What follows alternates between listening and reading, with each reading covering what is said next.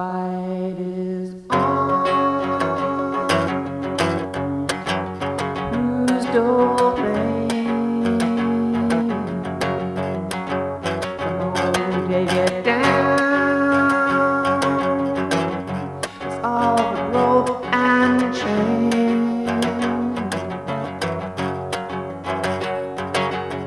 Finally found my way.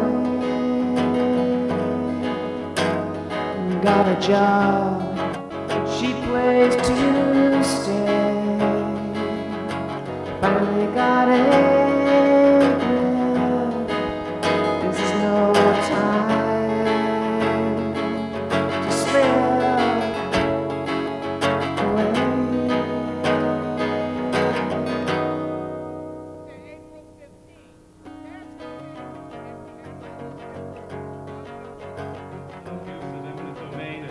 Certainly, thank you, Scott Bullock and the Institute for Justice for your incredible... And without them, we wouldn't have had food on our table when my father was sick with cancer because of his his medical expenses were so high, even with 2 insurances, we still had to pay money out. And without them, we wouldn't have been able to survive, let alone pay our bills. And I think it's a good idea to keep them open. Fight for my home. At the core of my existence. Once my home is gone, then I am gone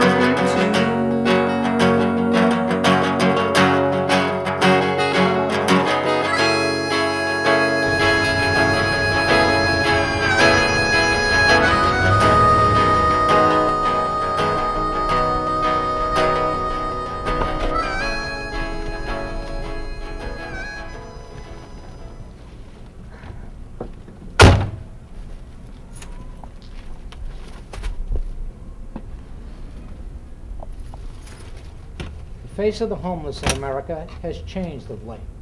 You want to see who could be next? Take a look in the mirror. A lot of Americans are just a paycheck away from winding up in the streets. Well, yes, that's one way it can happen. My involvement with eminent domain has been remarkable.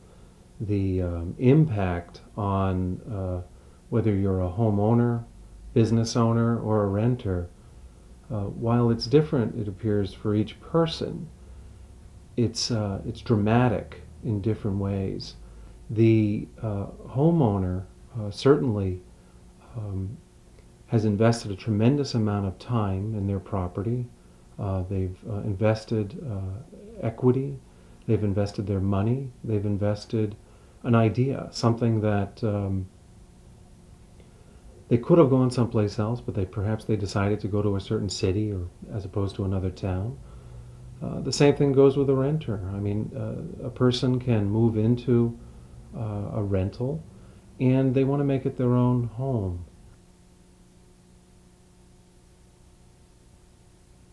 There's a major misconception about the homeless or how you become homeless. Most people think it's people that go to prison or drunks or addicts are homeless, but that's not necessarily the case.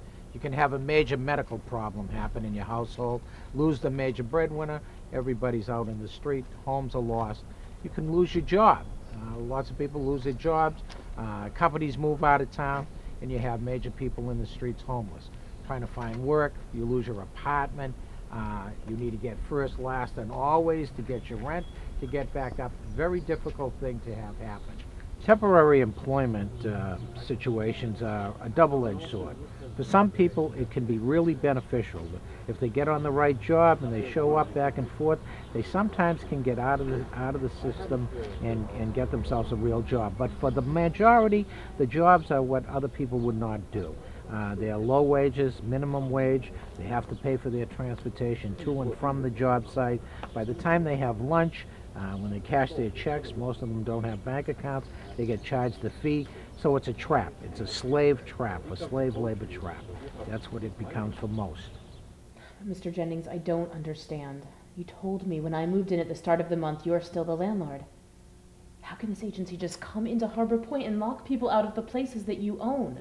What I'm To tell you the truth, I never expected anything like this to happen. My attorneys told me that if I refused the city's offer, that its agency couldn't seize those properties. So who's the real owner? I am. Then how come they padlocked it? I don't know, I guess they think otherwise. Autumn, I am so sorry, especially with what you've been through. You don't know the half of it, Mr. Jennings. Actually, I know more than you think. When I rent to someone, I do a little checking into their background. Is that how come the rent's so low? Autumn, I have a daughter. She's a lot like you. And I don't think any young woman should be trapped with nowhere to go. I stood up to him, you know. I know you did. And you deserve so much better for it. Like a place to live? One I can afford? You know what? You've got one, and you're gonna keep it. It's padlocked, Mr. Jennings. Not for long. Do me a favor. Go down to the Cream Coffee House. That's the place you like. Get something to eat. In the meantime, do something about those courses you want to take at the community college, the ones we talked about. By the time you get back, there will not be any padlock. I promise.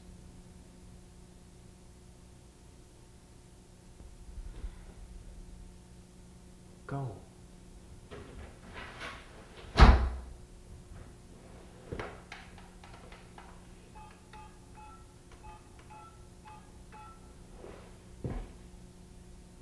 Yeah, Humphrey.